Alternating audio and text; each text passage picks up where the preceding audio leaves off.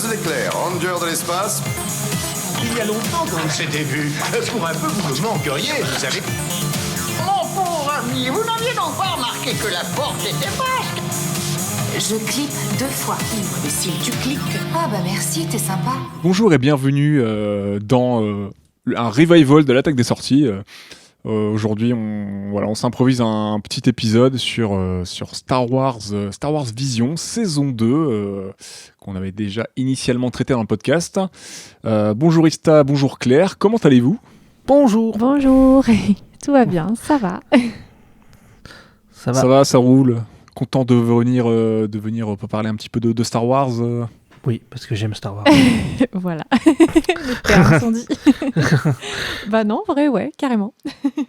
Du coup, petit épisode plutôt à la cool. On y va vraiment un petit peu YOLO avec pas vraiment de conducteur. Ça va vraiment être un épisode un peu particulier, un peu dans la lignée de ce qu'on avait fait du coup avec l'attaque des sorties. Pour ceux qui avaient un petit peu connu il y a 2 ans.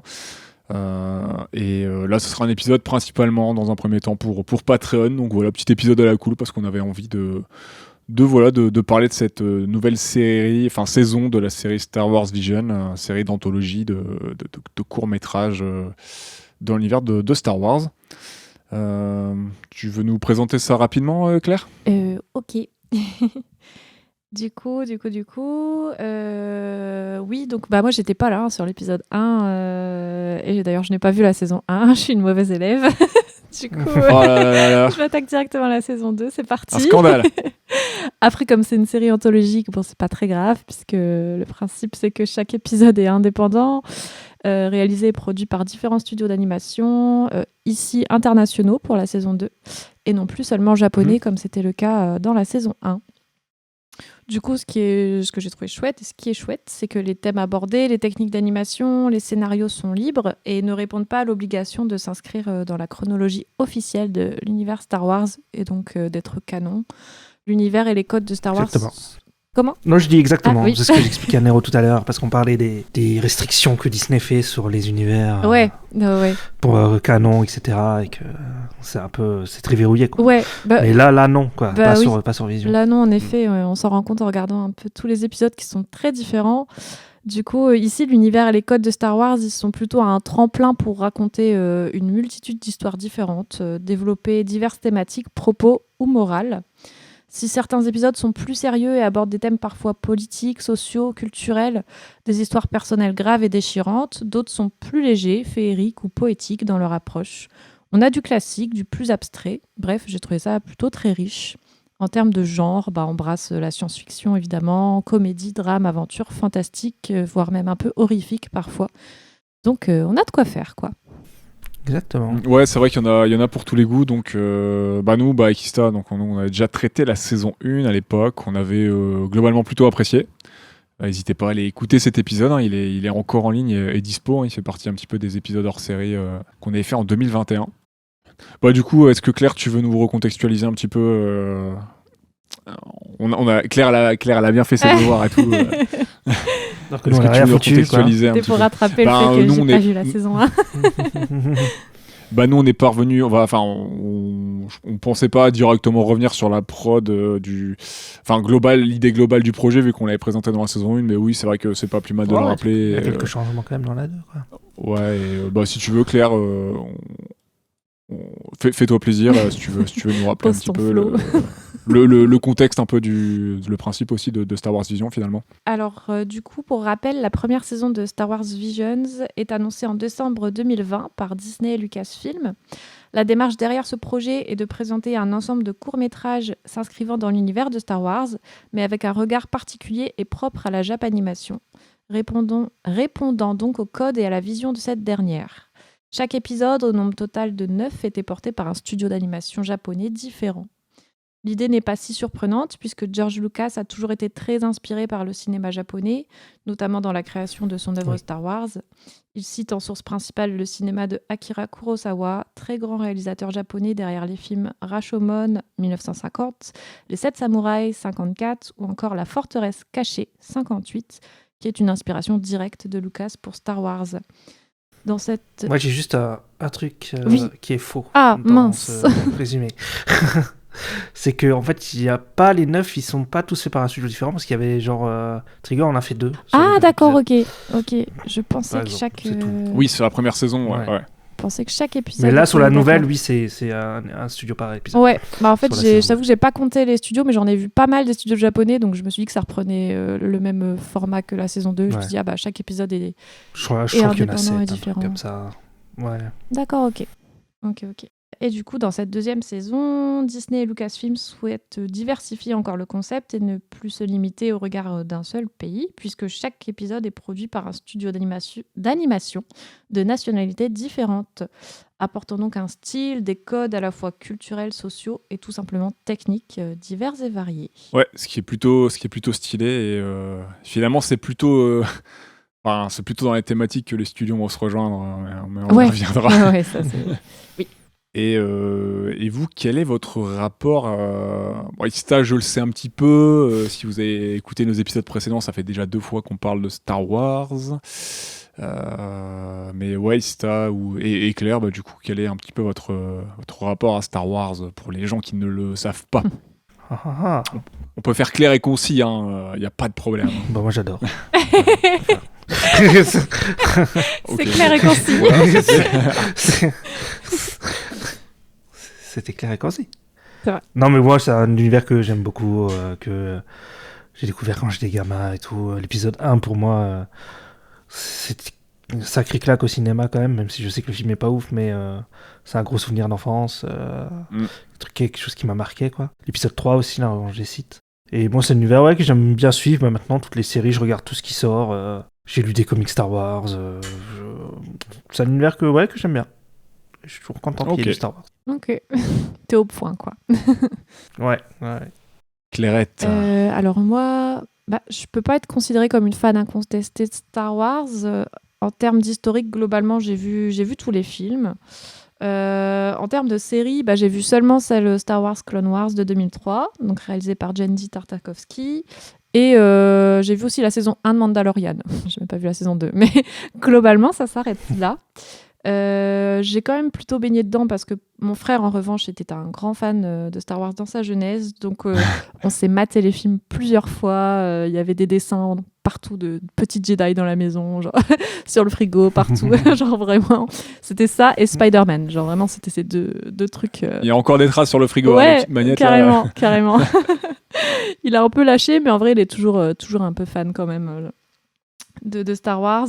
Donc on s'est maté les films plusieurs fois. On avait poncé le jeu PS1 La Menace Fantôme qui était archi buggé, mais genre pour le Oui. Je crois qu'il est pas terrible. Non, il est pas terrible, mais Non, il est j'ai pas une affection terrible. particulière pour ce jeu en vrai parce qu'on a passé des heures dessus avec mon frère et on se marrait et voilà, c'est un petit peu la nostalgie quoi, même si j'ai bien conscience que le jeu était un peu tout pété. J'ai découvert Star Wars avec la prélogie, donc le film La Menace Fantôme au cinéma en famille. Je me rappelle de la séance parce que genre la salle elle était archi bondée et on avait dû s'asseoir sur les marches pour regarder le film tellement genre on pouvait pas s'asseoir à côté, c'était nimps. Donc j'ai ce souvenir qui m'avait marqué et en vrai j'avais bien aimé. Voilà, moi comme j'avais pas découvert avec la trilogie originale, j'avais peut-être pas ce regard sur Star Wars déjà, donc j'avais vraiment apprécié pour le coup la prélogie. C'est ensuite que j'ai découvert la trilogie originale et plus tard la postlogie comme tout le monde quasiment. C'est un univers que j'apprécie, mais voilà, pas au point d'avoir tout regardé, toutes les séries par exemple, et d'être vraiment au point sur ce qui est canon, ce qui l'est pas, la chronologie, tout ça. Enfin, je reste donc plutôt une amatrice en la matière, clairement. Ok. Et toi, Néo? Moi, j'ai la flemme. T'as la flemme? J'ai grandi avec, j'ai connu que la trilogie. J'ai grandi par la suite avec la prélogie un peu plus tard. J'ai connu que la trilogie, puis après la prélogie est sortie au ciné, que j'avais aussi apprécié à l'époque. Après, j'en suis un peu revenu et la postlogie, c'est un coup dans le cercueil. Voilà. Depuis la postlogie, j'ai fait vas-y, ras le cul de Star Wars, ça me casse les couilles. Et là, il y a Baby Yoda qui passe devant la cam. J'essaie de me dire, fais attention. Il est trop chou. Globalement, je pense que c'est un univers avec plein de choses chouettes, intéressantes, mais que. Il y a peut-être des trucs très bien dans certaines séries, tout ça, dans certaines choses que j'ai pas encore vues parce que la flemme et il y a des trucs qui m'intéressent pas. Faut regarder Andorre. Mais globalement. Mais globalement, au Voilà. cinéma, je trouve qu'il n'y a plus d'idées depuis. Même si la prélogie a de sacrés défauts, il y a des trucs qui m'agacent dedans, il y avait quand même des idées sympas, et je trouve que depuis la postlogie, il y a zéro idée. Il y a quelques moments de réalisation sympas, mais ça manque cruellement d'idées, d'audace, et je trouve qu'au cinéma, Star Wars, c'est un peu mort maintenant. On verra ce qu'ils nous proposeront peut-être un jour, mais moi, voilà. Globalement, j'en ai un peu ras le cul, j'ai envie de passer à autre chose. Enfin, je passe à autre chose. C'est du et passé. Ça manque de 109. Et puis, bon, ça fait quand même des années qu'on se bouffe les mêmes trucs. Moi, j'ai envie de voir d'autres choses aussi, donc voilà. Après, chacun ses goûts, il n'y a pas de problème. Moi, c'est juste que, globalement, c'est quelque chose que j'aimais bien, j'en suis un peu revenu, et sans dire Star Wars, c'est pour les enfants ou autre chose, c'est pas mon discours, mais juste, ouais, globalement, je pense que je pourrais peut-être réapprécier par petites touches comme ça, mais plus aussi être impliqué que comme Ah oui, j'étais oui. môme, quoi. Voilà. Ouais. Voilà. Ouais, je comprends. Mais je donne un peu plus mon détail. De toute façon, avec Xta, on avait un peu plus détaillé ça dans deux épisodes précédents, notamment dans l'Ultimate qu'on a fait sur Clone Wars. Donc, si ça vous intéresse, Oui, on en parle un peu plus de notre attache à Star Wars. Et ça sera un peu plus intéressant que mon avis très très concis. Et voilà quoi. Si ça vous dit, on peut peut-être passer aux épisodes. Allez. Donc, on va traiter des 9 épisodes de cette saison 2. Donc, on rappelle une série de courts-métrages, donc une anthologie. Et le premier épisode s'intitule donc 6. C'est réalisé par Rodrigo Blas pour le studio d'animation El Guiri.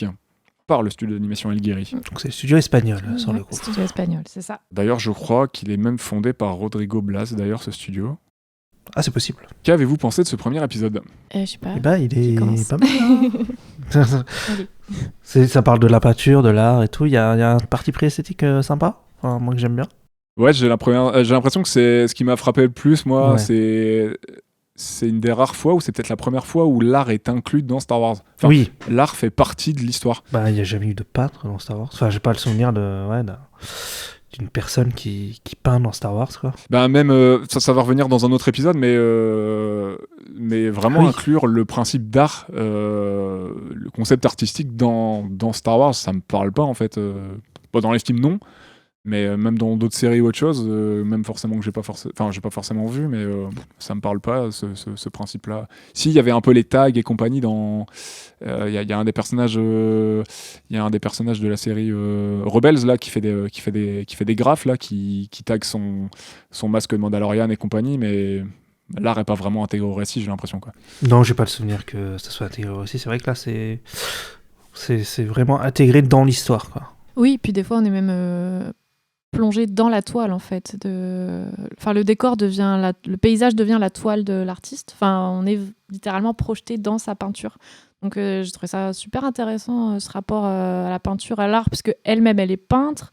Elle peint, tout va être axé autour de sa peinture, qui va être vachement aussi influencée par la force obscure. Elle se rend compte que malgré tout ce qu'elle peint, il y a toujours une petite pointe d'obscur qui pointe le bout de son nez, et au début ça la dérange, elle comprend pas, etc. Et au final, plus elle évolue dans l'histoire, plus à un moment, elle se retrouve même un petit peu le protagoniste intérieur de sa peinture, comme si elle était vraiment projetée dans son être intérieur. Enfin, il y a vraiment tout un discours qui mêle à la fois le scénario, le graphisme, le visuel, tout est retranscrit de façon très artistique et très sympa. Du coup, c'est un peu plus abstrait que certains autres épisodes, mais pour un premier épisode, je trouve que ça plonge bien dans l'ambiance et c'est plutôt joli. Et j'ai bien aimé ce rapport à l'art et à la peinture de façon générale. Même si la morale est assez basique, mais... Ouais, et puis on va avoir un visuel à raccord avec ce que finalement raconte le récit. Même si, on part sur quelque chose de très, de très simple et de très basique pour Star Wars. Hein. C'est juste une opposition lumière et avec les côtés obscurs. Voilà, quoi, la dualité. Après, à la fin, il y a le côté, il faut équilibrer les deux, quoi. Faut retrouver l'équilibre, comme on dit, l'équilibre dans la force.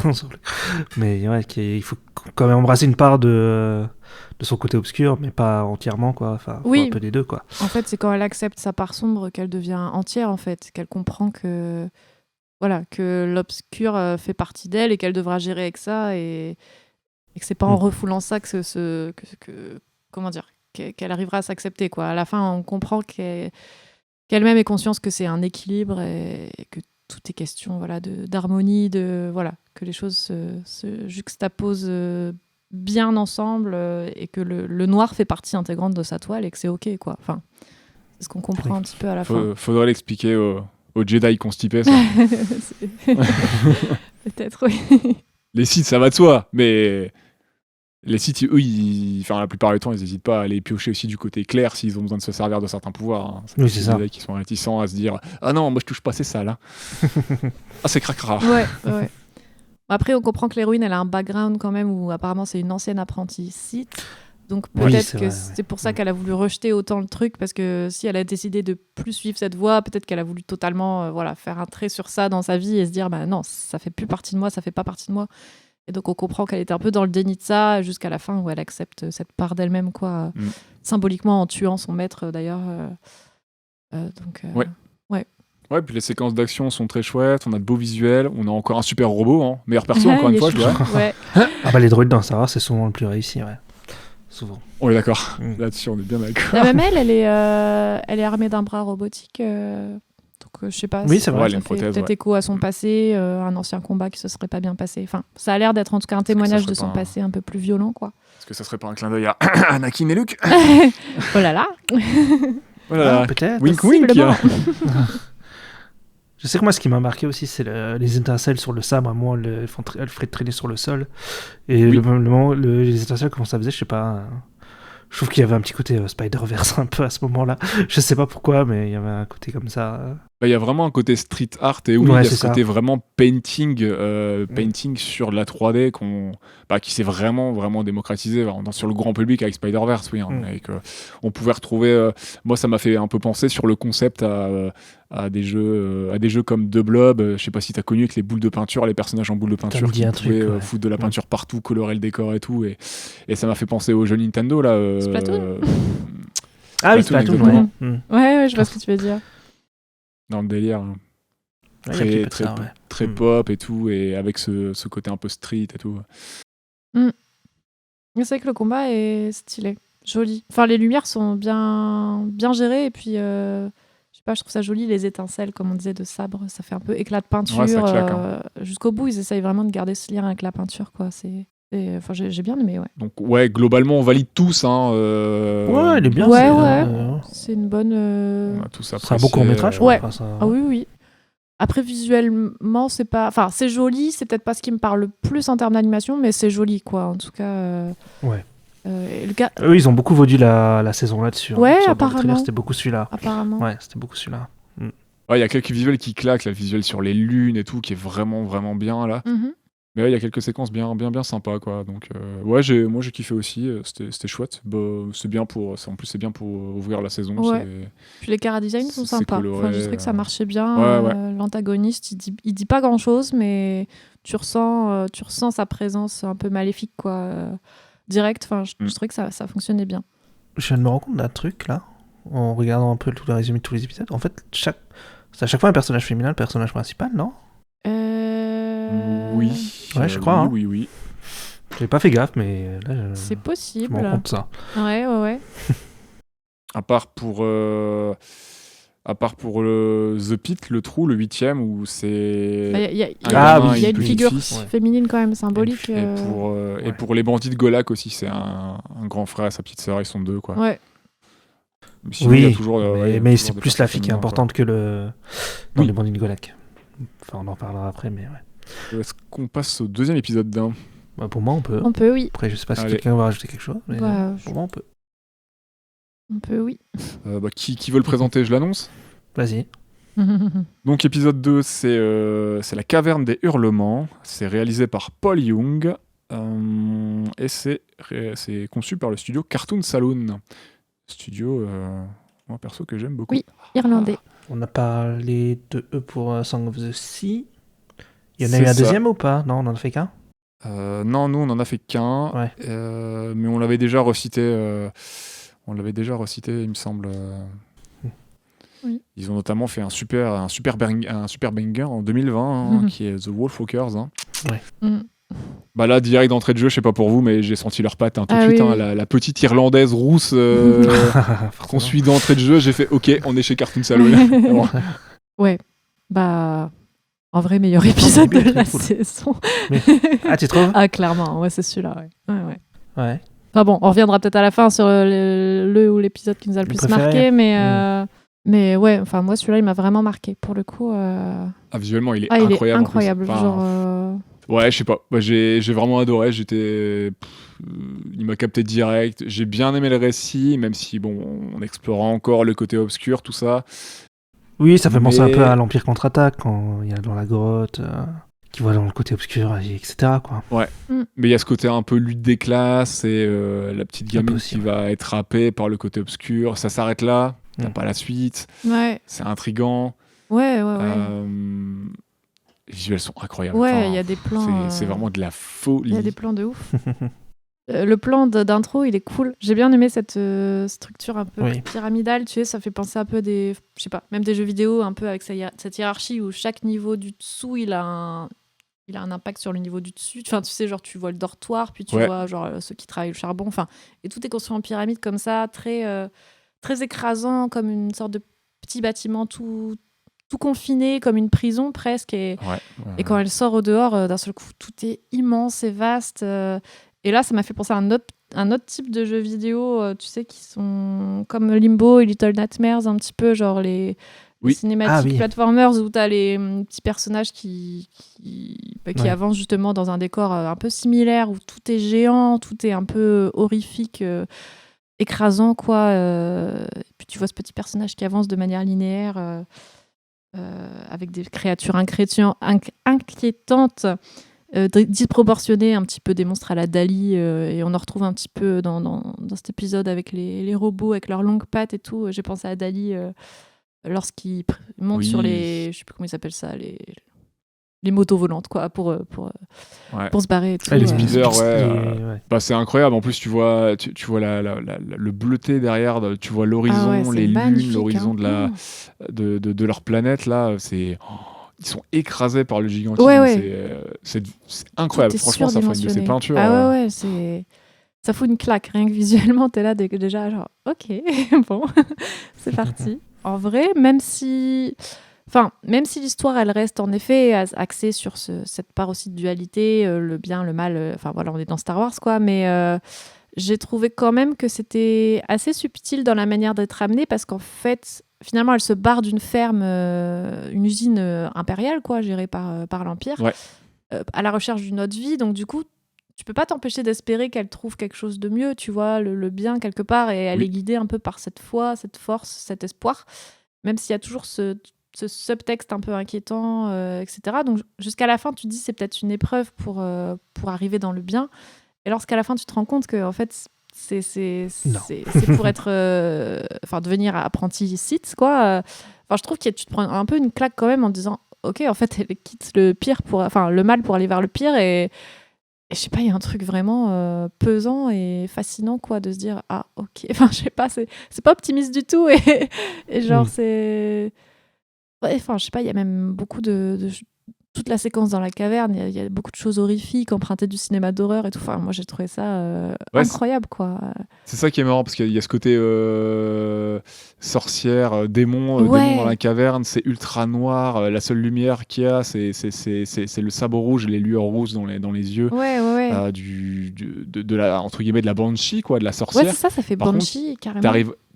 T'arrives à la fin, ils ont quitté la grotte, il fait beau, il y a du soleil, et quand la Sith se pose, sa nouvelle maîtresse, et ben elle rayonne, il y a la lumière derrière, genre c'est... Oui, ça fait un peu genre... C'est la voix, il fait super chaud, c'est chaleureux, le vaisseau est baigné par la un peu religion, lumière du même. soleil Carrément. derrière, ouais, mais il y a ce côté très positif, tu vois, alors qu'elle part avec une Sith, tu vois, normalement ça pue, tu vois, et non, là c'est tout l'aspect...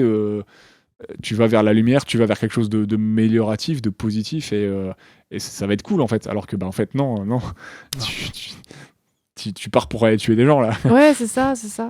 Il y a, comme tu disais, Ista, à un moment, il y a un plan aussi de la Sith, du coup, avec elle devant, et ça fait vraiment genre icône religieuse, ça fait penser au tableau d'icône. Ouais. Enfin, il y a vraiment tout un bail un peu spirituel, un peu très symbolique aussi, de cette jeune fille, en fait, qui a été manipulée dans ses espoirs, dans cette quête d'une nouvelle vie, et finalement elle est récupérée par le mal absolu, tu vois, et genre je sais pas, c'est c'est trop triste, quoi. Je sais pas, il y a quelque chose de vraiment fascinant. Et... Ah, complètement.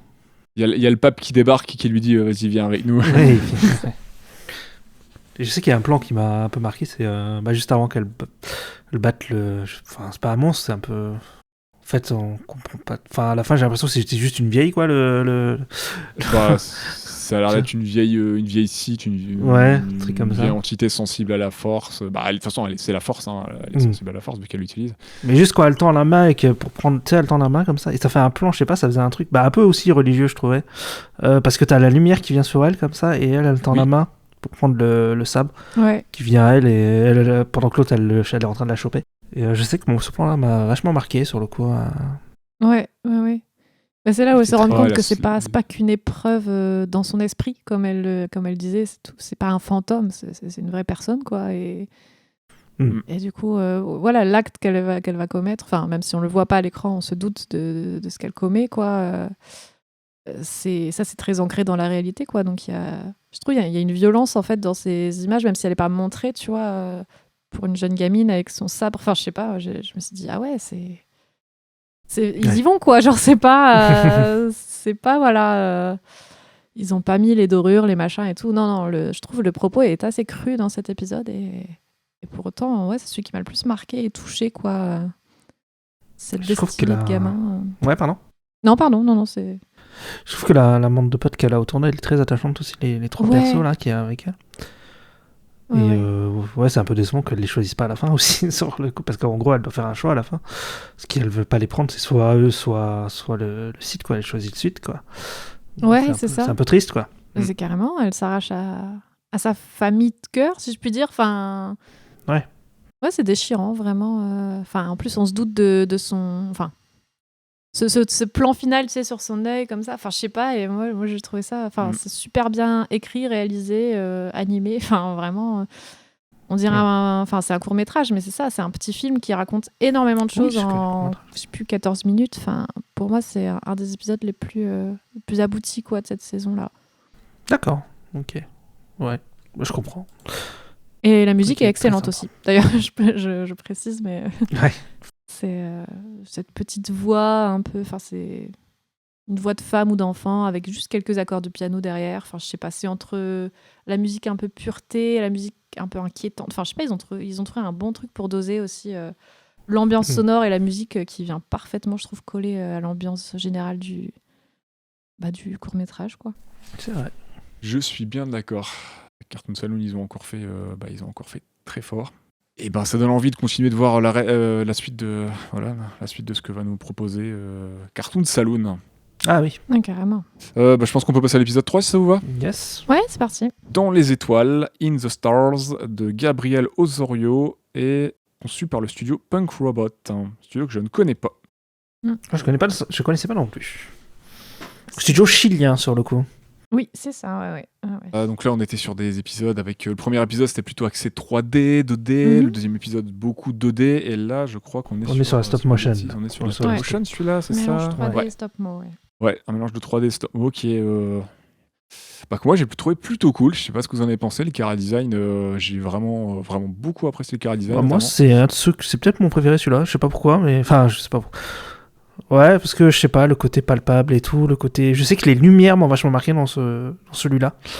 Ouais, je suis d'accord. Tout le travail sur les lumières sont assez ouf, j'ai trouvé. Et ouais, j'ai plutôt aimé l'histoire. Et puis là c'est plutôt optimiste, même si ça part sur un truc qui est horrible, parce qu'en fait, il reste plus que c'est les deux seuls survivants de leur peuple, quoi. Il y a plus personne. D'ailleurs, je crois que c'est... Sur le coup, c'est sa tante, la fille, c'est la... Si j'ai bien compris. Hein. Non, elles sont sœurs. Non, c'est pas ça. Ah, elles sont sœurs. Oui, c'est sa grande sœur et leur maman est morte. Quand il parle des étoiles, tout ça, et qu'à la fin il y a des étoiles, tu vois, c'est mignon. Mais ouais. Toutes les scènes, les grosses scènes d'action dans le complexe de l'Empire et tout, j'ai trouvé très très cool. Ça marchait bien. Je sais pas, il y avait un. Moi, je sais que c'est un épisode que j'ai vraiment bien kiffé. J'étais bien dedans, quoi, tout le long. Ouais, bah, pareil. Ça m'a fait un petit peu penser à ce que fait Laika. Et un petit peu penser à Kubo en regardant le film, par moment. Notamment avec le chara design. Oui. Mais ouais, super bien. J'ai adoré. La lumière des boîtes, les puppets sont trop bien. Les décors sont magnifiques. Chara design est incroyable. Bon, on est encore dans la force. Oui, bah ça. Après, Oui. de savoir. On explore un peu plus la lutte des classes aussi, comme dans l'épisode précédent. Donc bon, c'est plutôt sympa. Moi, j'ai bien aimé Mais ça me aussi. fait toujours. Pardon, excuse-moi. Ouais. Non, vas-y, je t'en prie. Non, mais t'avais pas fini. C'est pas grave, je pourrais reprendre après. Pardon. C'est pas ce que je veux dire. J'avais Ouais, bien je t'en aimé prie. aussi le fait... Enfin, que ça, comme tu dis, c'est un discours sociétal, mais aussi écologique, j'ai trouvé. Oui. Et que ça a utilisé plutôt intelligemment l'univers de Star Wars pour nous conter, comme tu disais, t'as une histoire touchante et heureusement un peu optimiste sur la fin quand même, parce que le fond, il est super sombre, quoi. On nous parle en gros de génocide, de destruction d'un peuple et de leur terre. Enfin, c'est très dark de base. Et heureusement, il y a la figure de la grande sœur qui est plutôt défaitiste, qui est plutôt dans l'esprit de la vengeance, tu vois, qui est assez sombre. Elle est fataliste, ouais. Et heureusement, il y a quand même sa petite sœur qui est beaucoup plus solaire, qui est beaucoup plus optimiste, qui est un peu habitée par la force, en fait. Et la force, elle est joliment symbolisée par les ancêtres, en fait. C'est pas juste la force, la lumière. Enfin, c'est la lumière, mais la lumière des étoiles, la lumière des âmes, elles sont portées par leurs ancêtres. Il y a quelque chose d'assez joli là-dedans, j'ai trouvé... quelque chose d'un peu spirituel également, mais avec une belle fin. J'ai passé un bon épisode aussi. Les chara design sont chouettes, les costumes sont chouettes aussi. Les costumes sont super chouettes, ouais. Je sais pas si ça vient d'une tradition chilienne ou c'est parce que c'est possible. Parce que je trouve que dans chaque épisode, tu ressens un peu les coutumes du pays, tu sais. Et même au niveau du doublage de chaque personnage, j'ai bien aimé parce que à chaque fois, je pense qu'ils ont pris à chaque fois des doubleurs de leur pays d'origine. Enfin, pense, parce qu'il y a t'entends les accents. Bah oui, parce qu'ils ont pris, pour le français, ils ont pris Camille Cotin, par exemple. Oui, d'accord, voilà. On entend très clairement l'accent français dans celui-là. Ouais, puis dans le précédent, il y a des accents irlandais aussi, il me semble. Ouais, c'est très possible. On entend bien chaque fois les accents. Enfin, je trouve ça cool. Du coup, ça plonge vraiment dans une histoire, une culture complètement différente selon chaque épisode. Ça permet aussi de s'immerger, d'agrandir un petit peu les murs de la pièce qui sont assez petits de Star Wars, on va pas se mentir. Hein. Ouais, mais c'est là où on se rend compte qu'on a du potentiel, quoi, selon ce qu'on en fait, selon qui travaille derrière aussi, quelles sont les idées, les gens qui mènent le projet aussi, quoi. Et moi j'ai aussi beaucoup apprécié. Ça me fait toujours marrer de voir, n'empêche, de voir Disney mettre en scène l'Empire en mode l'Empire ça rase des planètes, ça pique les ressources et tout, donc qui on le montre comme d'hab, comme un grand méchant, y compris dans cet épisode, alors que toutes les plus grosses boîtes du monde agissent littéralement comme l'Empire, parce que Coca-Cola, Amazon, Apple, les Nestlé et compagnie. C'est exactement ce que fait l'Empire dans l'épisode là, à part directement tirer sur les gens avec des robots géants, mais c'est littéralement ce que font ce genre de boîtes, piquer les ressources, faire en sorte que certaines tribus meurent dans leur coin. Genre, c'est littéralement c'est comme ça que le capitalisme s'est monté. Et Disney, c'est littéralement l'Empire. En plus, c'est ça qui est drôle quand même, qu'eux mettent en image l'Empire. Donc ça me fait toujours marrer ce petit côté cynique. Ouais, mais ça avec toutes les... C'est souvent des récits de gauche dans les... mais avec la résistance et tout, mais oui. Ouais.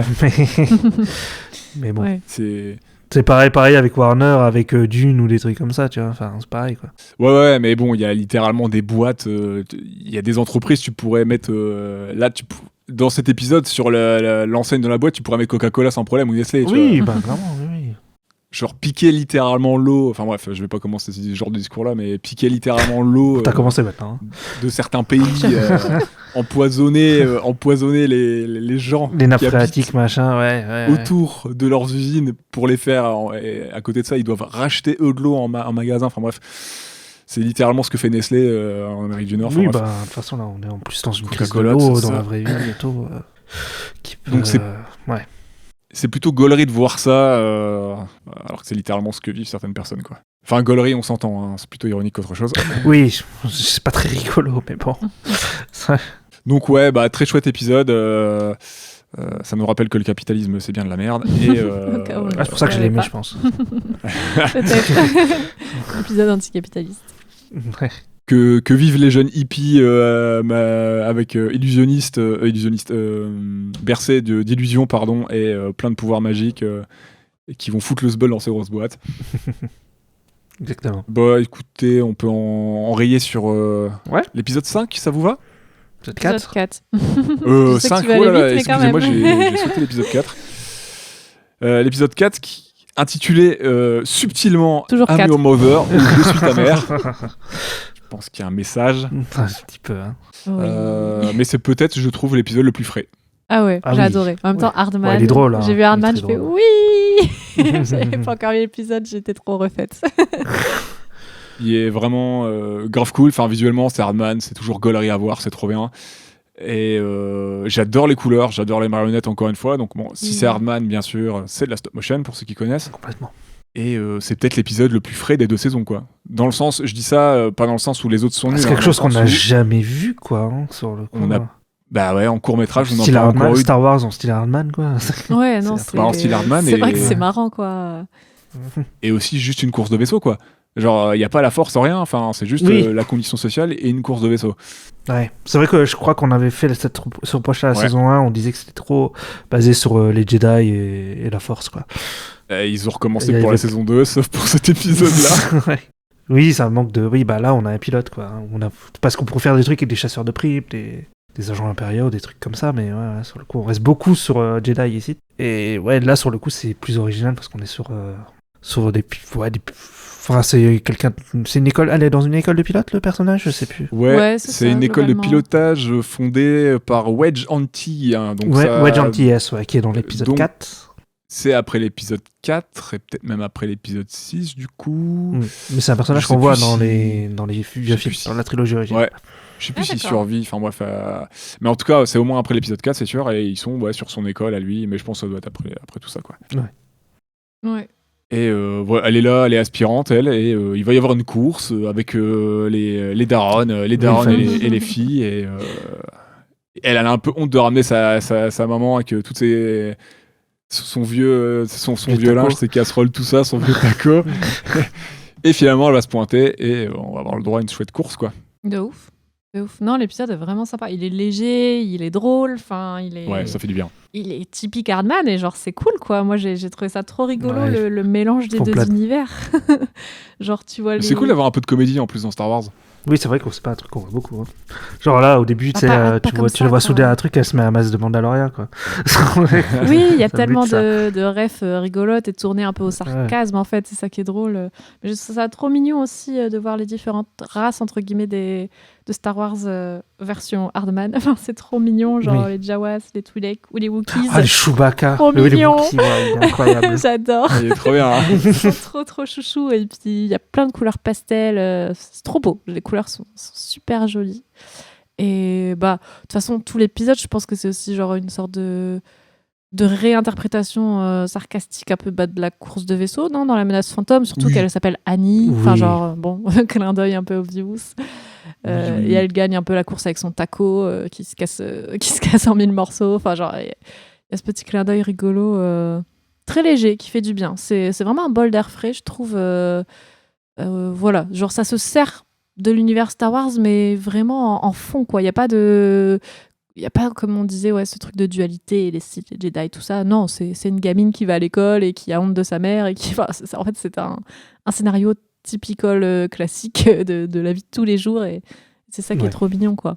D'ailleurs, j'ai pas dit par qui l'épisode avait été réalisé. On le doit à Magdalena Osinska. Oui, Voilà. c'est vrai, oui. D'accord. Ouais, donc on a tous apprécié, on a tous passé un bon moment devant. C'est léger, c'est ultra coloré, ça fait zizir. Mhm. Ouais. Et le c'est style est chouette. trop Enfin, cool, ils se sont fait plaisir sur un bon gros quart d'heure là, et c'est vraiment l'éclate. Mhm. Et c'est un Wallace et Gromit Ouais, ou un c'est Chicken ça. Run Version Star Wars. euh, Et ça marche super bien.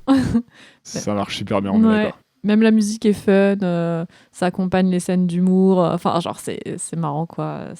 Tout marche bien, quoi. Ouais, C'est les un personnages bon sont mélange. attachants aussi. Enfin, Ouais. la mère, elle est attachante. Carrément. Les designs sont cool, ça fonctionne bien. Il y a un chien robot, là, aussi. Oui, Z-Wad ou je sais plus quoi. Très, très chou. Donc voilà, on a tous kiffé. Ah ouais, de On a ouf. tous Ouais, kiffé. Ça marche ouais. super bien. Bah, il était attendu, celui-là, comme épisode. Et ouais, sur le coup, moi, je suis pas déçu. Hein, sur le coup. Pareil.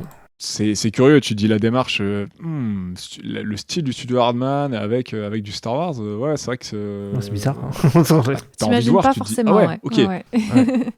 C'est pour ça que c'est surprenant. Et à la fois, quand tu le vois, bah, ça te paraît logique. Enfin, je sais pas comment dire. À la fin, j'étais là, genre, bah ouais, évidemment, tu vois qu'ils ont fait ça. On n'attendait pas mieux que ça. Enfin, genre, c'est. Non, vraiment un très bon épisode. J'ai vraiment adoré. Vraiment. Globalement, Hardman, quand même, je kiffe. Quoi. L'humour anglais, comme il faut, c'est cool. Je me suis bien marrée. Ce qui nous amène, si ça vous convient, à l'épisode 5. Oui. Journée to the Dark Head, donc voyage au bout des ténèbres, réalisé par, excusez-moi, je crois que c'est du coréen, Oui. Yeongun Park, et c'est conçu par le studio Mir. Il me semble que c'est pas ceux qui ont fait Avatar. Ah non, si, c'est Oui, la légende de Korra. Ouais, ok. Ouais. Parce que ça se voit un peu, il y a un peu le style, je trouve, Avatar, au niveau des personnages. Tout ça. Il y a un truc, ouais. On est d'accord, il y a un truc.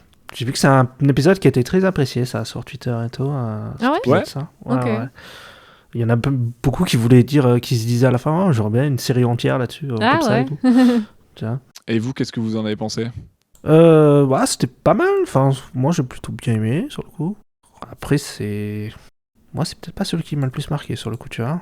Bah, ça se rapproche un petit peu de ce qu'on avait eu dans la première saison. Ouais, je C'est me suis douté que ça devait être plus... qui ressemblait à un petit peu Même ce qu'on si avait dans la saison 1. Même si c'est bien foutu, hein. Ouais, c'est bien foutu, ouais. C'est bien foutu. J'ai bien aimé la vision assez spirituelle et mystique de la force, tu vois, notamment au travers des prophéties par les pierres, ce truc des grandes statues, un peu les gardiennes du bien et du mal. À un moment, il y a aussi une marche dans la rue de Sith qui fait très rituel religieux, un peu inquiétant, avec la fumée rouge, comme ça. Enfin, oui. Il y a vraiment un aspect très spirituel, presque mystique, qui peut-être trouve place aussi dans la culture. Je ne connais pas du tout la culture coréenne, mais peut-être il y a des influences, j'imagine, de la part du réalisateur de cet épisode-là. Donc j'ai bien aimé cet aspect-là, avec l'école au début, tu sais, avec le sensei, je sais pas trop comment on peut dire, qui apprend à ses jeunes élèves à lire dans les pierres, tout ça. C'est un côté que j'ai bien aimé. Oui, c'est vrai. Il y a un côté un peu bouddhiste, je trouve, c'est ça. Du peu que je connaisse, hein, je suis très néophyte, hein, voilà, pour mon niveau pour les gens. Mais ouais, il y a ce côté spiritualité dans les objets bah voilà, les grandes statues qui s'opposent là. Moi, c'est vrai que ça m'a évoqué les statues un petit peu de Bouddha. Oui, voilà, un peu des divinités. Bien, le mal qui se mélange, tout ça, l'équilibre, bien sûr. Tout à fait, ouais. Voilà quoi.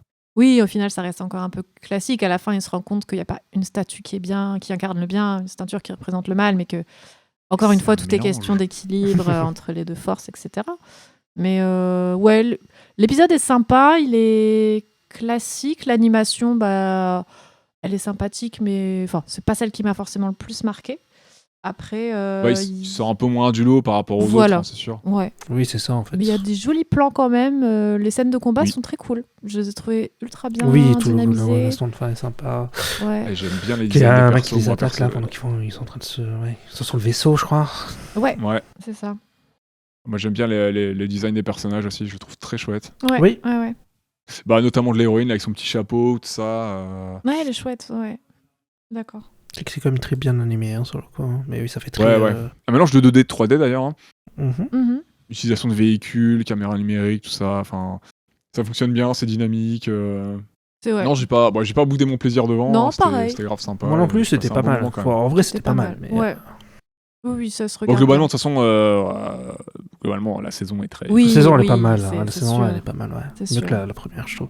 Parce que la première avait des trucs qu'on avait trouvé ça vraiment bof, je crois. Ah, d'accord. Mais là, je trouve que tout est plutôt quali. D'accord. Pour le coup. Ouais. Puis il y a des beaux plans et des beaux décors, j'ai trouvé dans cet épisode. Pour le coup, les backgrounds, ils sont... Enfin, c'est super bien géré, les lumières et tout. Enfin, il y a vraiment des beaux décors, quoi. Qui font un peu aquarelle, d'ailleurs. Je pense à ce moment où ils tombent tous les deux en ligne droite entre les deux statues. Avec, je sais pas si c'est un coucher de soleil derrière ou quoi, mais il y a des belles lumières rosées et tout. Je me dis, il y a quand même des plans... c'est un lever, c'est une aurore, c'est un lever de soleil, ouais. Ouais. C'est très beau, c'est magnifique. On a l'impression d'être au sommet du monde et tout. Ouais, c'est ça. Il y a un truc classe. Un peu intemporel, hors du temps. Et la relation entre les deux est pas mal aussi. Entre les deux personnages, elle est sympa. Entre le garçon et la fille. Oui. Ouais, à se charrier et tout. Ouais. Oui, c'est ça. C'est un peu classique, mais ça marche bien, je trouve, cette dualité un petit peu entre les deux. Et puis à la fin, ils se sont tous les deux appris quelque chose finalement. Enfin, tu sens que ça pourrait être le début d'une bonne équipe, quoi, une bonne team pour d'autres Ouais, voilà, c'est ça. aventures. C'est pour ça qu'il y en a qui disent je veux la série complète. Ouais. Une saison là. Je comprends. Ouais. Eh bien, sur ce, je pense qu'on peut passer à l'épisode suivant, si ça vous dit. Ouais, Allez. c'est bon. Alors, l'épisode 6, donc The Spy Dancer, l'espionne qui dansait, réalisé par Julien Cheng et qu'on doit au studio La Cachette. France représente. Yes. Voilà. Moi, j'ai beaucoup aimé celui-là, hein. Très cool, je trouve. Hein. Très très cool. Studio que j'aime bien, moi. Ouais. C'est vrai. Bah, il y a un style particulier quand même sur le coup quand tu vois les Stormtroopers. Toi, Ah oui, tu t'identifies directement qu'il y a une patte, hein, c'est clair. Ouais. Ouais. Ah, ils ont leur style. Bah, c'est comme Cartoon Saloon, de toute façon, tu reconnais leur production. Ouais, c'est ça. direct. Voilà, directement, tu sens que c'est touche à un univers particulier, quoi. Bah, d'ailleurs, tout le côté danse, tu sais, le spectacle, tout. Enfin, c'est très français, je trouve. Enfin, Oui, côté c'est vrai. cabaret, Très cabaret. Ça s'appelle c'est Aux voulu. Folies de Apparemment, Loïs. Apparemment, une des inspirations, c'est Mata Hari. Donc, oui, c'est très français. D'accord, ok. Je crois que le prénom aussi de la danseuse s'inspire d'une vraie danseuse. Enfin, je suis pas sûre de ce que je dis, mais je crois avoir vu que ça s'inspirait d'une vraie dame, quoi, qui... Je sais plus le nom. J'aurais dû noter. Mais je crois également d'une danseuse peut-être française. Donc oui, ça fait... Puis avec les accents coupés au couteau, j'ai trouvé ça mignon. Mais non, c'est un bon épisode. J'ai trouvé ça assez intelligent, en fait, le fait d'avoir mêlé la danse, mais jusqu'au bout. Enfin, c'est pas juste la danse dans le spectacle. Ils ont aussi mêlé la danse aux chorégraphies de combat, tout ça. Enfin, parce que elles se battent avec leur foulard. Enfin, genre, il y a une sorte de danse un peu, même d'art martial, on peut dire, qui vient un peu s'opposer aux techniques de combat de l'Empire, des Stormtroopers, qui, eux, sont beaucoup plus dans la violence des armes, voilà, les lasers, les pampans, voilà, c'est les armes à feu, tout ça, que elle, il y a un truc beaucoup plus poétique, j'ai trouvé, qui, je sais pas, j'ai trouvé ça plutôt pas mal, cette idée-là. Ça crée un peu une scission entre les deux mondes, les rebelles, l'Empire, quoi, tout simplement. Et... Ça me rappelle un truc qu'avait dit Karim Debache quand j'avais vu dans une émission, il parlait du film indien RRR, et il disait que, tu sais, c'est un film où il y a des danses, tu vois, et il disait, filmer les danses, en fait, les danses, c'est des scènes d'action. Oui. Tu vois. Ah bah oui, là, c'est ça, complètement. Et là, je pense qu'on est complètement dedans, quoi, où c'est vraiment les scènes de danse, c'est des scènes d'action. Ouais, ah bah c'est ça, ouais. Ouais. Pour le coup, il y a vraiment une Là, chorégraphie. Ça rythme toute la séquence, c'est ultra stylé. Ouais, comment elle bouge et tout, c'est très très cool, hein, la façon dont elle bouge, le personnage. Moi, j'adore. Ouais. L'autre grosse inspiration de l'épisode, Claire, du coup, j'ai retrouvé le nom, c'est Joséphine Baker. Non, ouais, c'est pas d'elle que je parlais, mais oui, ça fait sens, ouais. J'avais vu encore un autre nom, en fait, dont le nom ressemble à celui de l'héroïne, je sais plus comment elle s'appelle, d'accord. quelque chose. Parce que là, c'est directement Julien Cheng qui en a parlé, qui cite ces deux inspirations. Ok, mais je dis ça, j'ai pas vérifié l'info non plus, donc, mais j'avais vu que le prénom de l'héroïne s'inspirait du prénom d'une vraie dame, en tout cas, qui je pense est danseuse. Ah oui. Mais il y a clairement là on est sur la rébellion, quoi, hein. On est sur les rebelles cachés. Ouais.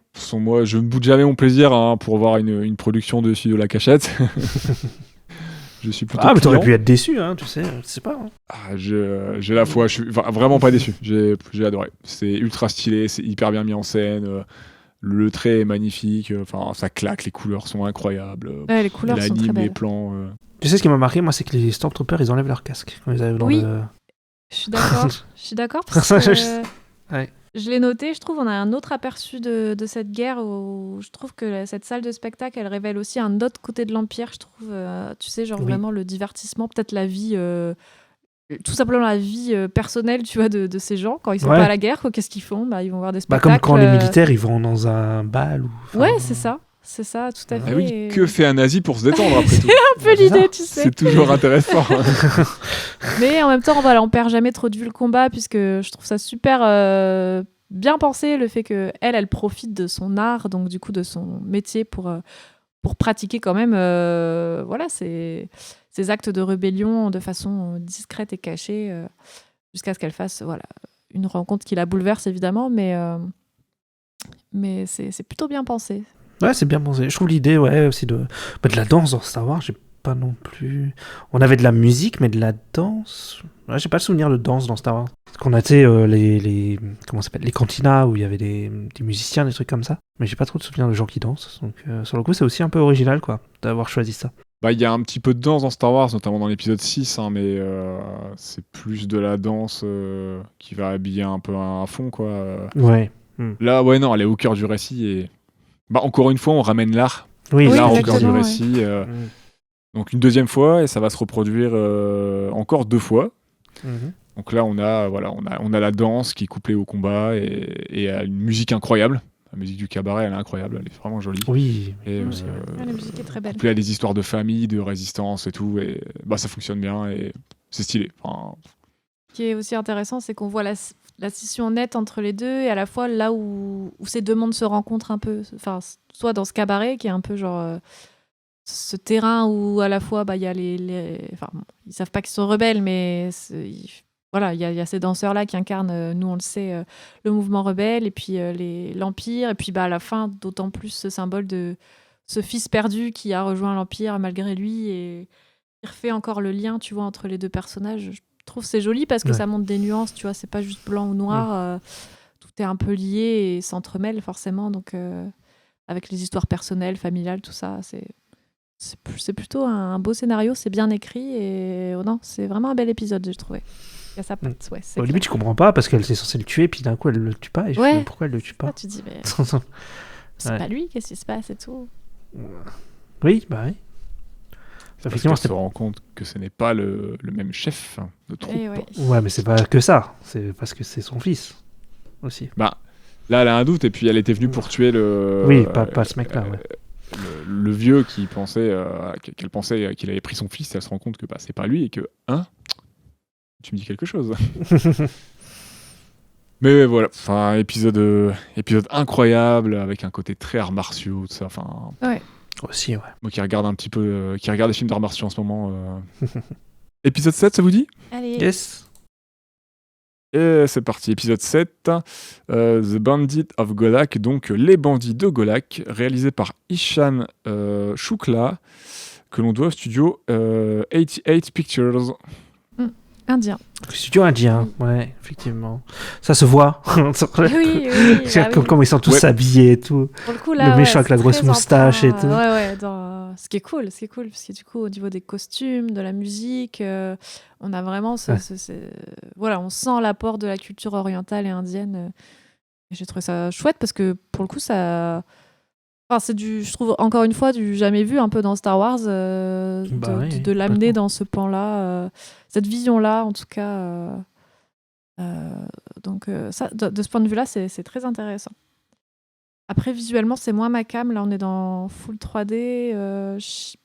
C'est pas... Enfin, Oui. moi, j'ai pas trop kiffé le graphisme, le visuel. Le rendu, je suis pas fan Ouais. non plus. Ouais, Il y a ce truc un peu... c'est de la 3D un peu basique, quoi. Mais... Ouais, puis même, j'ai trouvé, quand il y a des gros plans sur les visages des personnages, je trouvais pas ça... En fait, je trouvais pas ça très beau. J'aime pas dire Pourtant, ça, c'est mais... du 3D painting. Hein. Comment ? C'est du 3D très painting, hein, très Spider-Verse aussi. Hein. Ouais, tu trouves je sais pas... Enfin, pour le coup, Ouais, c'est beaucoup des textures peintes et tout. On voit les coups de brush sur les vêtements, sur la peau. ouais, je sais pas, j'ai pas... Le côté un peu Telltale, non Ouais, si, aussi, un peu, la texture peinte sur des sur des Mhm. persos 3D. Exactement, il y a un côté un peu Telltale, ouais. Ok. Après, ça veut pas dire que vous devez aimer, hein. Je précise Ouais, juste qu'il y a, non, il y a pour ce le coup, style-là. je pense visuellement, c'est l'un des épisodes que j'ai le moins apprécié.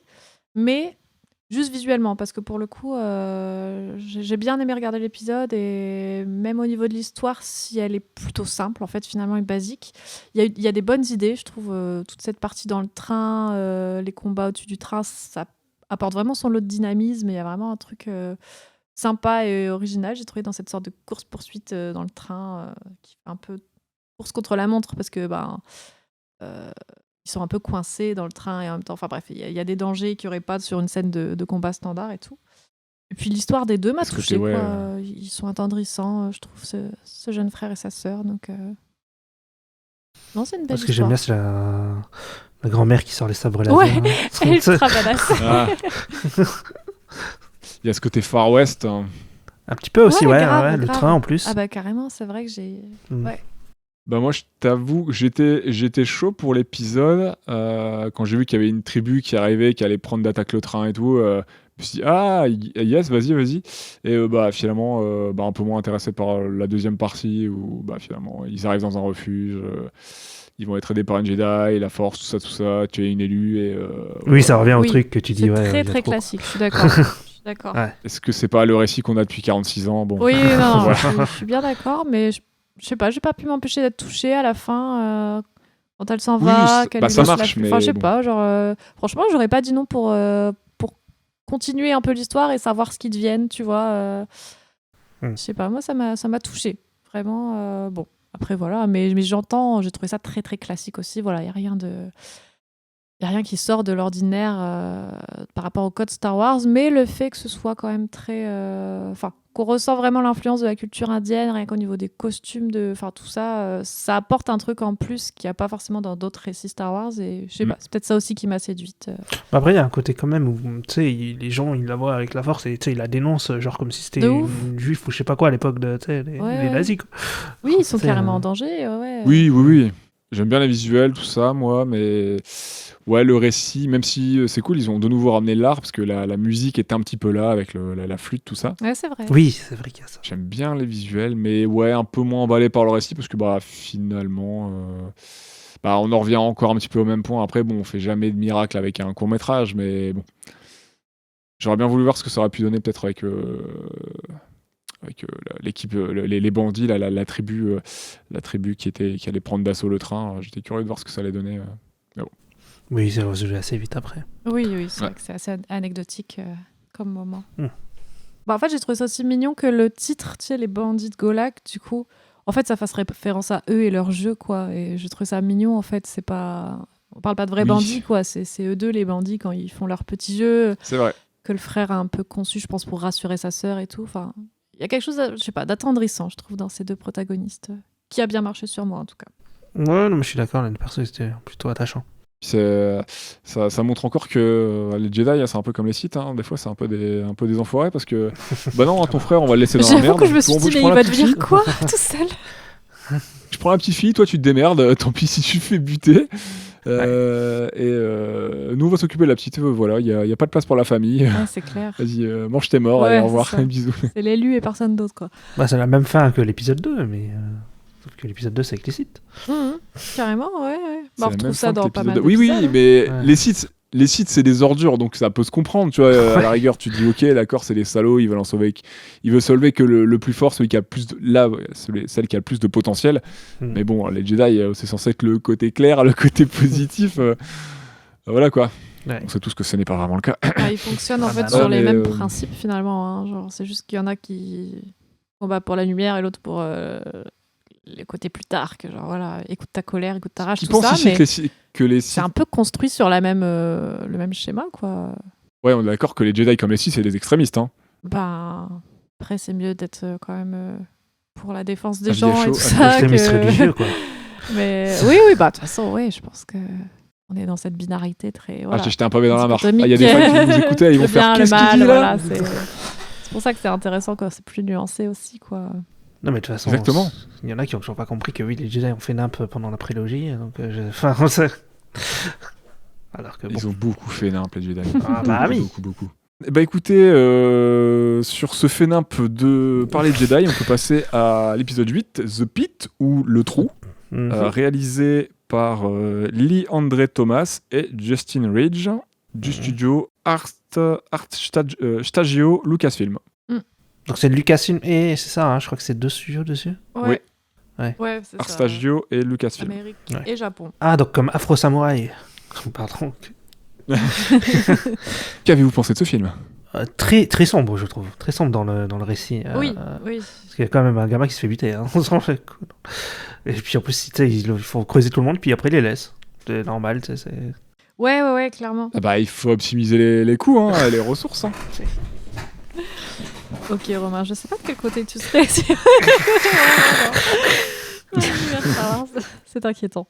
Mais non, pour le coup, pareil, je trouvais que c'est une histoire qui avait du potentiel et qui m'a touché. Là, on est vraiment, encore une fois, dans la critique, je pense, de sociétale, politique, comme tu disais, de la lutte des Oui, classes, mais complètement. vraiment même métaphoriquement, classes, ouais. eux, ils sont tout en bas du trou, tout en bas, et ils sont abandonnés à leur sort, comme des moins que rien, quand les autres vivent leur plus belle vie là-haut, quoi. Donc, il y a... Ouais, j'ai trouvé ça intéressant, ce discours de fond, enfin, même très revendiqué, quoi, avec cette métaphore politique et tout. Après, alors, au niveau visuel, j'ai pas été spécialement séduite non plus par ce type d'animation, même si c'est fonctionnel, ça marche bien. C'est du classique C'est animé classique. japonais, je Voilà. dirais. Ça m'a un peu rappelé Castlevania, un petit peu, même si c'est pas le même style. Ouais. Oui, le mélange un peu japonais-américain, quoi. Ouais, bah Ouais. c'est ça, on est clairement dedans. Mm. Ouais. Ouais, après, encore classique un petit peu peut-être dans son approche, avec un... Enfin, c'est vrai qu'il y a des bails un peu plus sombres avec ce jeune qui se fait sacrifier, en fait, littéralement, quoi. Enfin, Comme il le jette, Ouais, quoi, comme en fait.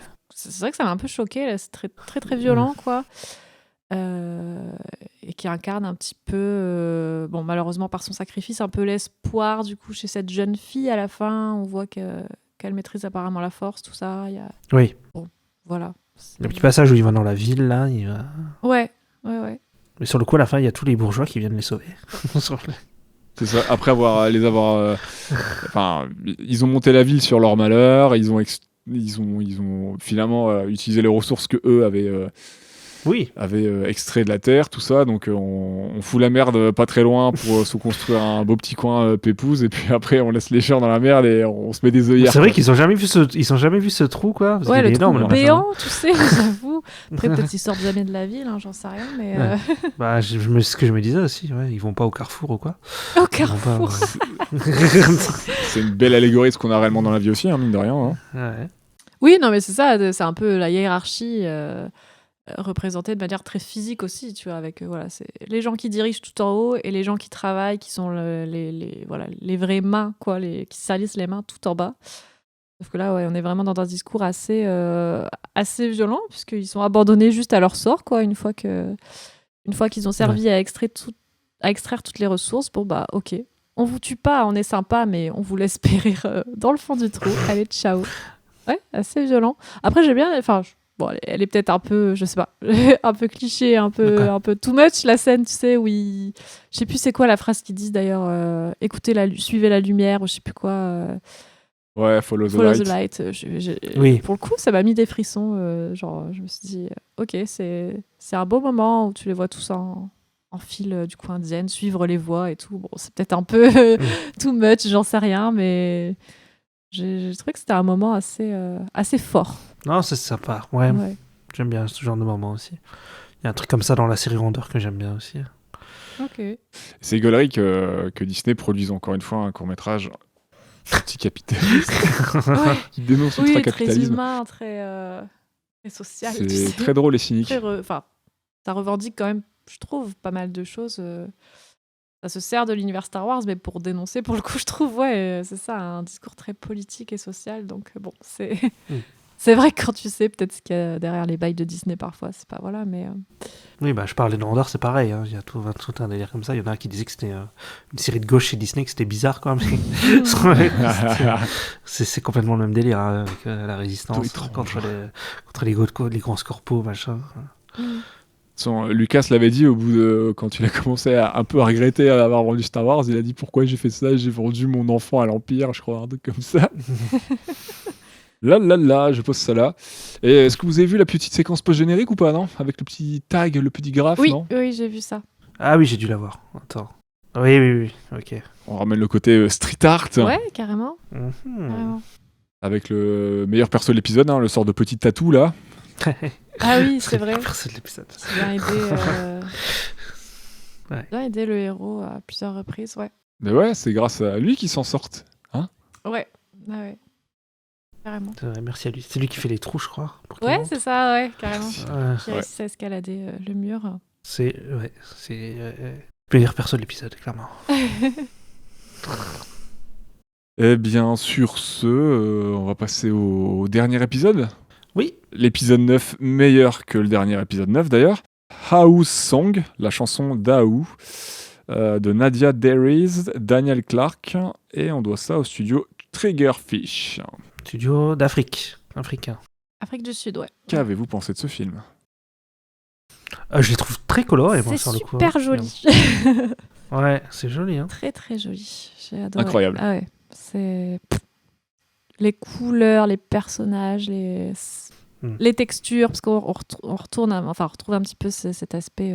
Je sais pas si c'est vraiment de la stop mo, si c'est un mélange numérique stop mo, mais on retrouve voilà, c'est cet aspect très stop motion avec des personnages, je sais pas, fait en laine, on dirait des peluches. Enfin, je sais pas, t'as envie de les toucher, de les palper. Ils sont trop beaux. Ouais, il y a un mélange, ouais. Ils sont super jolis et. Un peu comme le jeu Kirby qu'ils avaient fait là. Un peu en pelote de laine là. Ouais. Ah non, c'était Kirby pâte à modeler, peut-être Yoshi pelote de laine, je crois. Ah oui, Yoshi pelote de laine, ça me dit quelque chose, ouais. Ah, Yoshi. Il y Yoshi. avait une sorte de Kirby oui. en pâte à modeler, je crois, un truc comme ça, qui avait une texture très très très stylée aussi, qui avait un aspect un peu stop-mo. Il me semble que c'est ça. Et ouais, le Yoshi, en tout cas, pelote de laine, ça je m'en souviens, c'était grave. Oui, super. Yoshi Woolly World, ouais. Ok. Et bah ouais, ce film me rappelle énormément ça. Je suis d'accord, mais je suis en train de me dire, je pense qu'il y a quand même pas mal de 3D. Hein. Là, j'arrive pas à dire en vrai. Je suis pas sûr que ce soit de la full stop motion basique. Quoi. Non, ça a l'air d'être énormément de 3D, mais avec un super rendu, un super travail des textures. Moi, je sais que c'est les couleurs qui m'ont vachement. Ouais.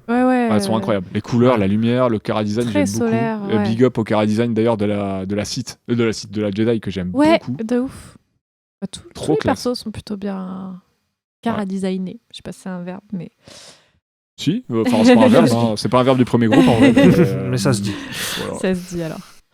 Mais non, j'ai bien aimé. Puis bon, c'est pas un truc où il y a de l'action, quoi. On n'est pas dans l'histoire de combat, machin, etc. Ça peut rester encore une fois un peu classique dans son approche, mais j'ai trouvé ça joli et poétique pour le coup. On met encore à bien une autre forme d'art qui est le chant. Donc c'est joli, il y a des belles scènes. Il y a même parfois je me souviens d'un plan de caméra à un moment quand elle dégringole la colline en essayant de se cacher, une sorte de plan de caméra qui je sais pas, qui virevolte un peu dans l'air pour lui montrer la voie en fait qu'elle doit prendre. Je trouvais ça assez original. Je me dis c'est bien pensé. Quand elle est dans la grotte et qu'elle chante aussi, il y a un truc un peu mystique. Oui, c'est super beau. C'est super joli. C'est touchant la relation qu'elle a avec son papa. Enfin, je sais pas, moi j'ai trouvé que c'était un bel épisode pour clôturer. Et visuellement, je me suis pris une claque. C'est un des visuels qui m'a le plus parlé aussi en termes de couleur, en termes de texture. C'est super beau, quoi. DA incroyable, texture incroyable. Enfin, tu as vraiment l'impression d'avoir des objets sous les yeux. La musique est chouette. On ramène là encore une fois l'art au cœur en tant que entre guillemets capacité un peu principale de Aou. Et c'est ce qui va lui permettre c'est un peu le salut de l'épisode, quoi, lui permettre de calmer tous les kyber cristaux, hein, donc les cristaux qui permettent de faire des sabres laser, donc deuxième épisode qu'on a avec ça. Oui. Et de calmer tous les kyber cristaux qui avaient été contaminés par les sites. Ça apaise, c'est de la douceur, c'est quelque chose de positif. Il n'y a pas de combat, il n'y a pas de violence, rien. Et voilà, l'art, encore une fois, au centre de même l'épisode. pas l'Empire ou quoi. Ça claque. Non, ouais. c'est vrai. Puis il y a quelque chose d'un peu d'inexplicable, et c'est ça que j'aime bien. Juste, elle chante, tu sais pas pourquoi, mais sa voix, elle purifie le mal. Il y a quelque chose de très sacré comme ça, ouais, mystique, encore une fois, spirituel, mais très poétique dans son approche et artistique, encore une fois. Et non, c'est vraiment un épisode que j'ai bien aimé, très doux, très, je sais pas, good vibes, j'ai trouvé.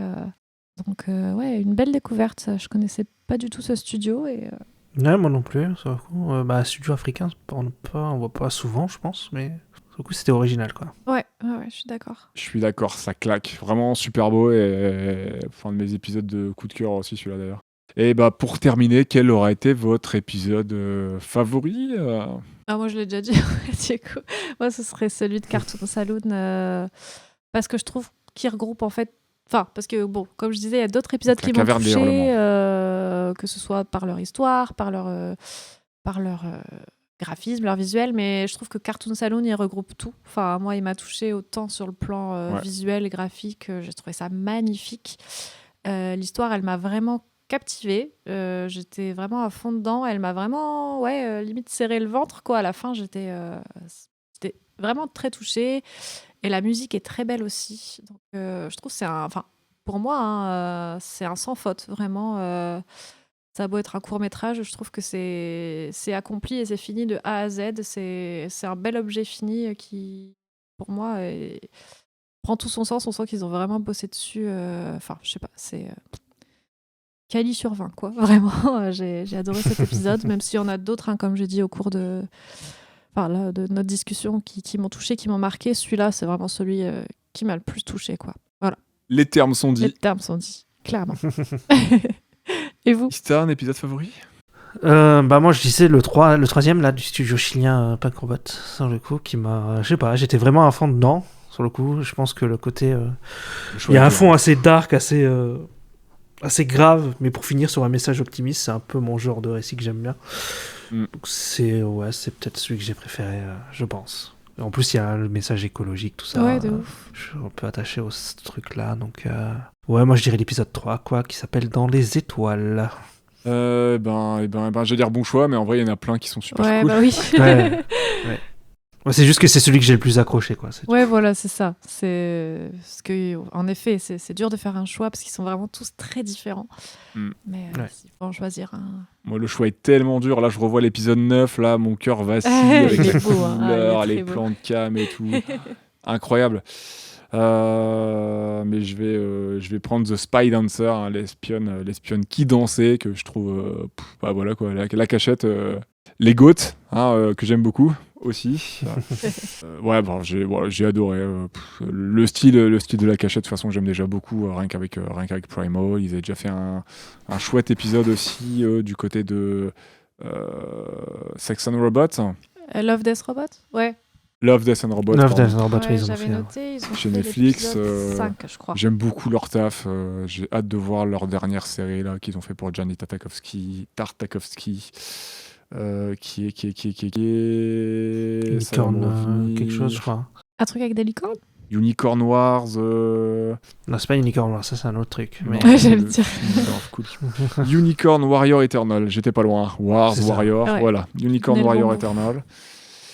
Hâte de voir ça. Et puis, bon, ils ont bossé sur d'autres choses très cool. Hein. Le voyage en Charabie, Ernest et Célestine. Mais je mettrais quand même une mention très spéciale pour l'épisode 9, hein, la chanson d'Aou, que je trouve incroyable visuellement. Ouais. Et le récit est superbe. Carrément. J'adore. Enfin, vraiment trop classe. Et vraiment client de tout ça, quoi. Ouais, la même. Ouais, une mention spéciale pour l'épisode Hardman aussi, vraiment. Ouais. J'ai vraiment adoré, et pour le coup, qui sortait du lot au niveau du scénario et de l'histoire, quoi. Beaucoup plus légère, qui fait du bien aussi. Et moi, perso, je sais pas pour vous, mais je conclurai par bonne saison 2, en vrai, c'était grave cool. Je me suis régalé, mais peut-être que essayer de lorgner autre chose que Sith versus Jedi, ça pourrait être un petit peu sympa, parce que l'univers Star Wars, il paraît très petit, sinon... oui. Même s'il y a plein de choses que j'ai bien aimées dans ces courts-métrages, l'avantage c'est que c'est pas très long, tu te lasses pas et compagnie, mais c'est vrai que c'est souvent les mêmes sujets qui reviennent. Donc c'est bien de varier la forme, mais... varier le fond aussi. Je pense que le fond, ça peut être sympa, un peu comme la saison 1, quoi. Ça pourrait être cool d'essayer de varier un peu plus pour la 3e saison, s'il y en a une, quoi. Ouais. Bah oui. Parce que mais c'est déjà très cool, et tu peux pas faire non plus de miracle sur des courts-métrages. Non, mais bon, tu peux faire autre chose qu'un Jedi en perso principal. On est d'accord. C'est juste la force, c'est ça. On est bien d'accord, surtout qu'en animation, sky is the limit, quoi. Donc tu peux juste, tu peux faire n'importe quelle race que tu veux. Donc on a une série sur un Mandalorian, ils ont rien fait sur un Mandalorian, tu vois. Après, on a déjà une série live dessus, peut-être que bon. Oui, mais ils auraient pu faire un chasseur de primes ou quelque chose de ce genre, quoi. On aurait pu, c'est vrai. Tu vois. Ouais, carrément. Après, on sait que Disney valide les pitchs avant, donc ils valident les projets en fait des studios d'animation. Ils peuvent pas faire ce qu'ils veulent exactement. Je pense qu'ils en veulent quand même quelques-uns avec des sabres laser quand même. Ouais. Donc est-ce que c'est pas Disney aussi qui bloque un peu ça ? Je sais pas. Voilà. Ça, je n'ai pas la réponse, mais en tout cas, je sais que c'est eux qui valident les pitchs. Ok. Ouais. Ok. Ouais. Je pense qu'on a fait le tour. Est-ce que vous avez un petit mot pour la fin, pour boucler ? Non, mais je suis contente, c'est une belle découverte. Après, moi, j'ai pas ce sentiment peut-être redondant parce que j'ai pas vu la saison 1, donc pour moi, c'était vraiment une découverte entière, donc j'ai peut-être pas trouvé ça too much. Je me suis douté que ça allait Moi, c'est parler, redondant dans l'univers de Star Wars. Je me suis douté qu'il y C'est aurait global. beaucoup ces codes-là, lumière, obscurité, le bien, le mal, tout ça. Oui, voilà. C'est sûr. Moi, ça m'a pas dérangé, moi, perso. Ça m'a pas vraiment dérangé non plus, même dans l'approche plus classique, je trouvais que les studios parfois apportaient tellement leurs pattes, il y avait tellement un regard particulier qui se différencie en fait des autres épisodes que je me dis c'est vraiment sympa de proposer en tout cas ce concept-là d'anthologie. Je sais pas, ça permet vraiment un regard nouveau sur un univers peut-être comme tu dis qui a déjà été exploité tellement de fois. Il y a peut-être parfois du vu et du revu. Donc là, au moins le regard est tellement différent selon les studios d'animation, surtout à l'international comme ça, que ça vaut le coup de zioter juste par curiosité, quoi, voir un petit peu. Enfin, même si on n'est pas familier de l'univers Star Wars d'ailleurs, puisque pour le coup, c'est pas très important de pas connaître l'histoire, la chronologie, puisque là, ça dépend vraiment pas de ça. Donc, ça vaut le coup. Ça permet de découvrir des petites perles comme certains des épisodes dont on a parlé. Donc, non, c'était chouette à visionner en tout cas, pour ma part. Ouais, ça se regarde bien, c'est ça qui est bien, l'épisode de 10-15 minutes, ça... tu te mates ça assez vite et tout, et puis c'est plutôt cool. Enfin, moi j'aime plutôt bien ce genre de programme, c'est sympa. Et bien sur ces bonnes paroles, écoutez, faites-vous plaisir. Vivons la saison 3. C'est ça. N'hésitez pas à regarder Star Wars Vision, il y aura peut-être une saison 3, on fera, je sais pas, peut-être un épisode dessus. Ouais, ça m'étonnerait pas que tous les 4 mai ils fassent une saison. J'avoue. Peut-être. Bon, on verra ça, wait and see. Merci d'avoir écouté notre épisode. Merci les copains d'avoir été là. Merci pour nos soutiens Patreon. Oui. J'espère que cet épisode vous aura plu, ce petit épisode bonus. Voilà, n'hésitez pas à nous retrouver sur nos différents réseaux sociaux, @StopMotionPod, un petit peu partout. Et on vous dit à très vite pour un prochain stop motion classique.